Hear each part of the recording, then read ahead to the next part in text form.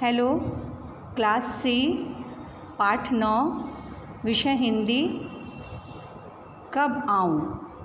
बच्चों, यह पाठ मैं आपको पढ़ा चुकी हूँ। आज इस पाठ से हम थोड़ा व्याकरण आपको बताएंगे। तो चलिए शुरू करें। सबसे पहले मैं आपको पढ़ाऊँगी निम्न मुहावरों के अर्थ लिखो।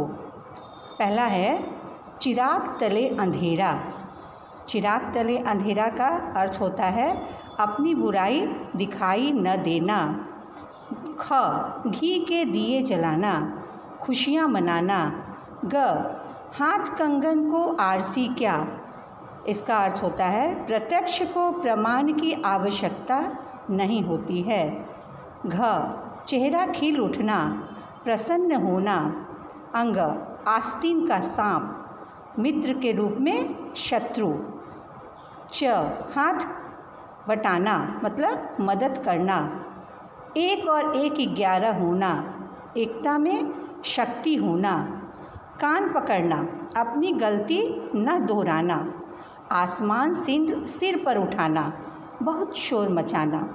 पीठ थपथपाना मतलब शाबाशी देना। अब हम दूसरा आते हैं। जैसे रंग शब्द से बना है रंगाई। रंगाई शब्द रंग से बना है, इसी तरह और शब्द बनाना है। जैसे रंग रंगाई, साफ सफाई, चढ़ चढ़ाई, बुन बुनाई, लड़ लड़ाई। अब हम आते हैं जोड़े ढूंढो। जैसे हम एग्जाम्पल लेते हैं, उदाहरण स्वरूप दिन दीन, मेल मैला। ऊपर दिए गए शब्दों के जोड़ों में एक मात्रा बदली गई है। किसी भी मात्रा को बदलने से उसका अर्थ भी बदल जाता है। ऐसे ही कुछ जोड़े आपको और बनाने हैं।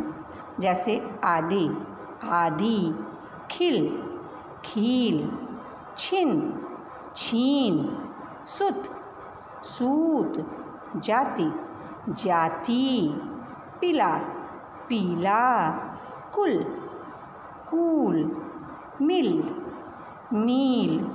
बच्चों, नीचे जिन शब्दों के नीचे रेखा खींची गई है, कुछ वाक्य यहाँ दिए गए हैं। उन वाक्यों में जिन शब्दों के नीचे रेखा खींची गई है, आपको उसका अर्थ बताना है, मतलब बताना है। जैसे है पहला वाक्य है कि मुझे बैंगनी रंग कत्तई अच्छा नहीं लगता। तो जैसे कत्तई के नीचे हमने लाल पेन से अंडरलाइन किया है, तो कत्तई का अर्थ लिखना है। इसका मतलब होता है बिल्कुल। दूसरे शब्दों में हम यह कह सकते हैं कि मुझे बैंगनी रंग बिल्कुल अच्छा नहीं लगता है। अवंती ने सेठ का मंसूबा भांप लिया। मंसूबा का मतलब है इरादा। मैं तुम्हारा हुनर देखना चाहता हूँ। मैं तुम्हारा हुनर मतलब गुण होता है, निपुणता होता है। सेठ बुलंद आवाज़ में बोला। आवाज़ मतलब स्वर में बोला, बोल में बोला। सेठ को ईर्ष्या होने लगी, मतलब सेठ को जलन होने लगी। रंग के बारे में मेरी कोई खास पसंद तो है नहीं। खास का अर्थ हुआ विशेष।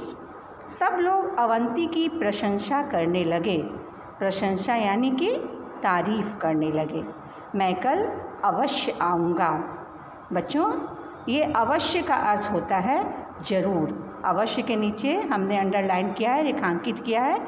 इसका सही अर्थ है ज़रूर। अवश्य आऊँगा, ज़रूर आऊँगा।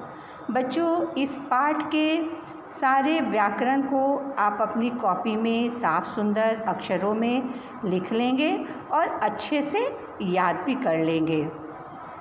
अगले वीडियो में मैं आपसे फिर मिलूँगी। तब तक के लिए धन्यवाद।